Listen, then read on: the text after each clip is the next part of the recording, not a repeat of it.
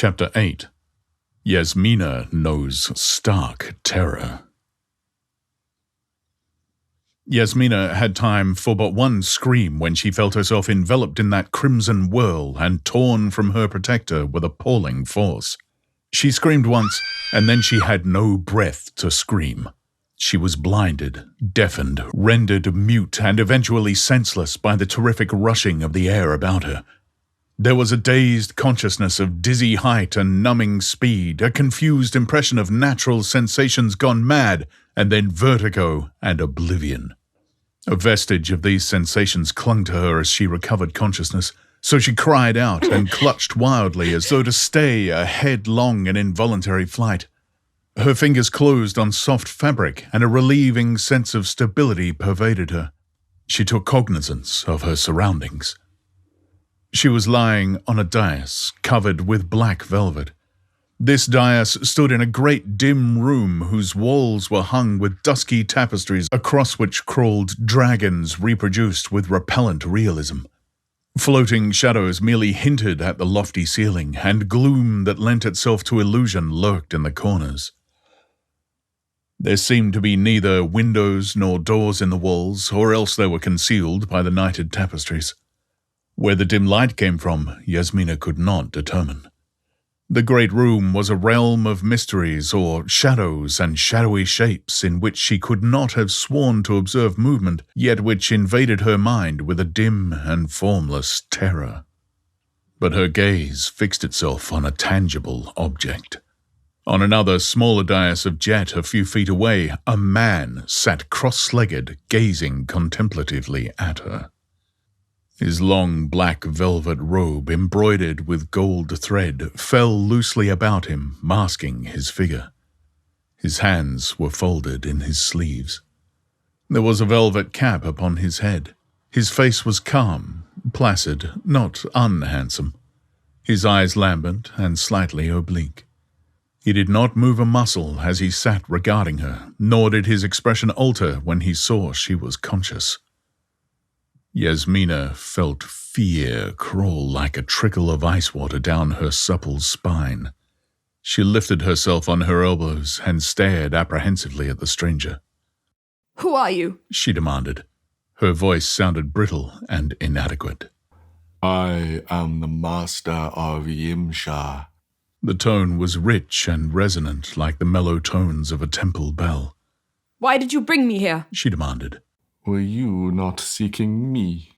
"If you are one of the Black Seers, yes," she answered recklessly, believing that he could read her thoughts anyway. He laughed softly, and chills crawled up and down her spine again.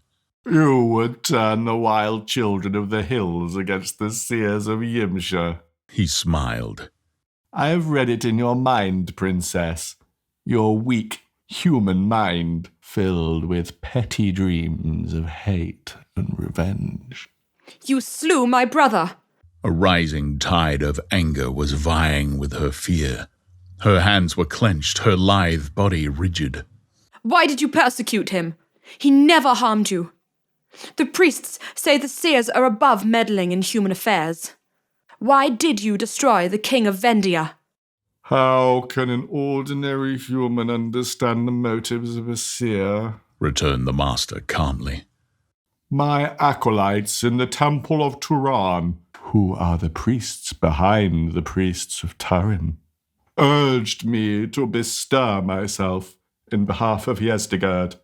For reasons of my own, I complied. How can I explain my mystic reasons to your puny intellect you could not understand? "I understand this, that my brother died." Tears of grief and rage shook in her voice. She rose upon her knees and stared at him with wide, blazing eyes, as supple and dangerous in that moment as a she-panther. As Yezdigerd desired, agreed the master calmly. For a while it was my whim to further his ambitions. "Is Yezdigerd your vassal?" Yasmina tried to keep the timbre of her voice unaltered. She had felt her knee pressing something hard and symmetrical under a fold of velvet.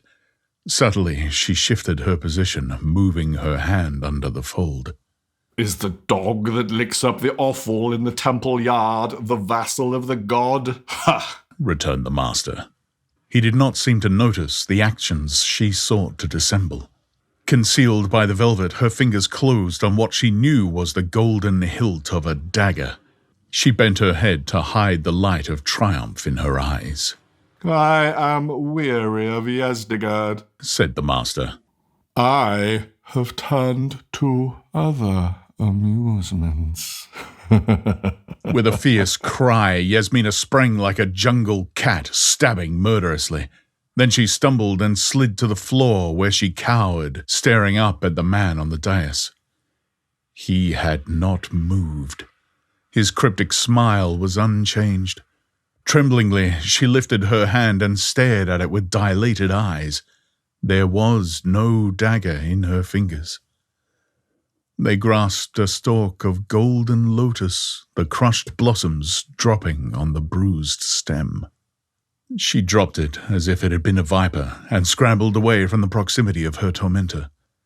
She returned to her own dais because that was at least more dignified for a queen than grovelling on the floor at the feet of a sorcerer, and eyed him apprehensively, expecting reprisals. But the master made no move. All substance is one to him who holds the key of the cosmos, he said cryptically. To an adept, nothing is immutable. At will, steel blossoms bloom in unnamed gardens, or flower swords flash in the moonlight. You are a devil, she sobbed. Not I, he laughed. I was born on this planet long ago. Once I was a common man, nor have I lost all human attributes in the numberless aeons of my adeptship. A human steeped in the dark arts is greater than a devil. I am of human origin, but I rule demons. You have seen the Lords of the Black Circle. It would blast your soul to hear from what far realm I summoned them, and from what doom I guard them within sorcerelled crystal and golden serpents. But only I can rule them. Kemsa thought to make himself great. Poor fool, bursting material doors and hurting himself and his mistress through the air from hill to hill. Yet, if he had not been destroyed, his power might have grown to rival mine. He laughed again. You poor silly thing, plotting to send a hairy hill chief to storm Yimsha. It was such a jest that I myself could have designed had it occurred to me that you should fall into his hands. And I read in your childish mind an intention to seduce by your feminine wiles, to attempt your purpose anyway. But for all your stupidity, you are a woman fair to look upon. It is my whim to keep you for my slave. The daughter of 1,000 proud emperors gasped with shame and fury at the word. You dare not! His mocking laughter cut her like a whip across her naked shoulders. The king dares not trample a worm in the road. Little fool, do you not realize that your royal pride is no more than a straw blown in the wind? I, who have known the kisses of the queens of hell. You have seen how I deal with a rebel. Cowed and awed, the girl crouched on the velvet-covered dais. The light grew dimmer and more phantom-like. The features of the master became shadowy. His voice took on a newer tone of command. I will never yield to you. Her voice trembled with fear, but it carried a ring of resolution. You will yield, he answered with horrible conviction. Fear and pain shall teach you. I will lash you with horror and agony to the last quivering ounce of your endurance, until you become as melted wax to be bent and molded in my hands as I desire. You shall know such discipline as no mortal woman ever knew, until my slightest command is to you as the unalterable will of the gods. And first, to humble your pride, you shall travel back through the lost ages and view all the shapes that have been you. I yield la cosa. At these words, the shadowy room swam before Yasmina's affrighted gaze. The roots of her hair prickled her scalp and her tongue clove to her palate. Somewhere, a gong sounded a deep, ominous note. The dragons on the tapestries glowed like blue fire and then faded out. The master on his dais was but a shapeless shadow. The dim light gave way to soft, thick darkness, almost tangible, that pulsed with strange radiations. She could no longer see the master. She could see nothing. She had a strange sensation that the walls and ceiling had withdrawn immensely from her. Then, somewhere in the darkness, a glow began, like a firefly that rhythmically dimmed and quickened. It grew to a golden ball, and as it expanded, its light grew more intense, flaming whitely.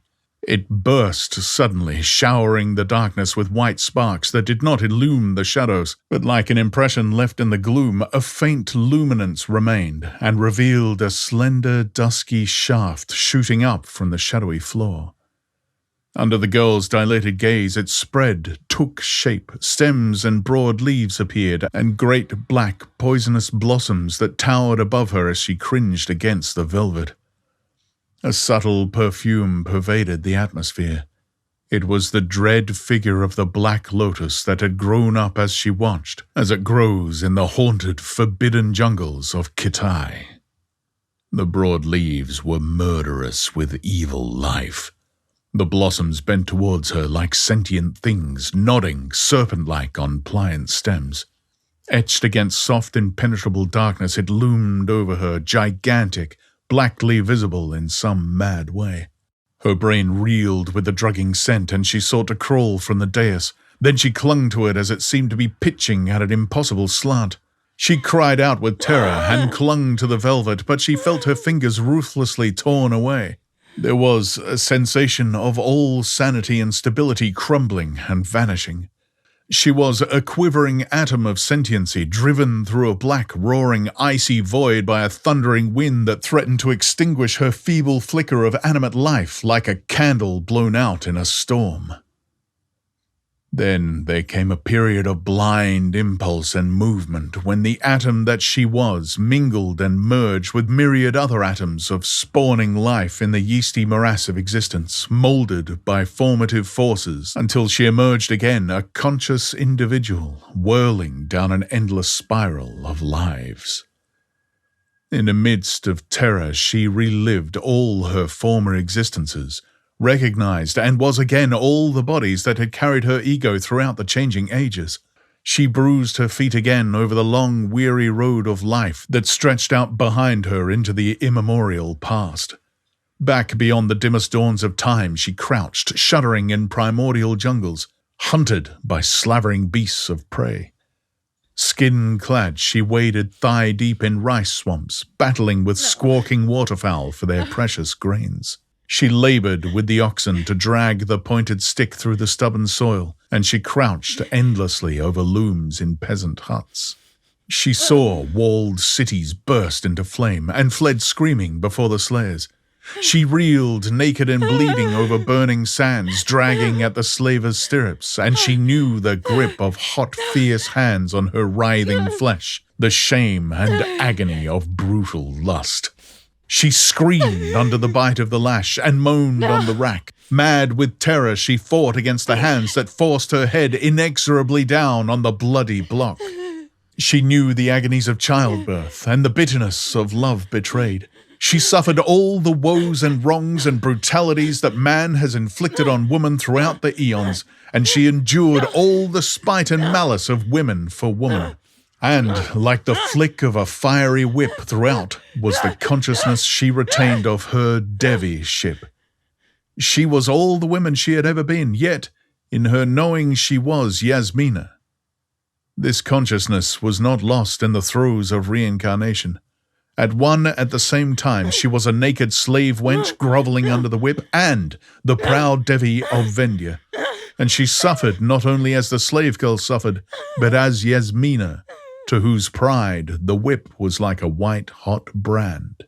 Life merged into life in flying chaos, each with its burden of woe and shame and agony, until she dimly heard her own voice screaming unbearably like one long-drawn cry of suffering echoing down the ages. Then she awakened on the velvet-covered dais in the mystic room. In a ghostly grey light she saw again the dais and the cryptic-robed figure seated upon it. The hooded head was bent, the high shoulders faintly etched against the uncertain dimness. She could make out no details clearly, but the hood, where the velvet cap had been, stirred a formless uneasiness in her. As she stared, there stole over her a nameless fear that froze her tongue to her palate, a feeling that it was not the master who sat so silently on the black dais. Then the figure moved and rose upright, towering above her. It stooped over her, and the long arms in their wide black sleeves bent about her. She fought against them in speechless fright, surprised by their lean hardness. The hooded head bent down towards her averted face, and she screamed and screamed again in poignant fear and loathing. Bony arms gripped her lithe body, and from that hood looked forth a countenance of death and decay, features like rotting parchment on a mouldering skull. She screamed again, and then, as those champing, grinning jaws bent towards her lips, she lost consciousness.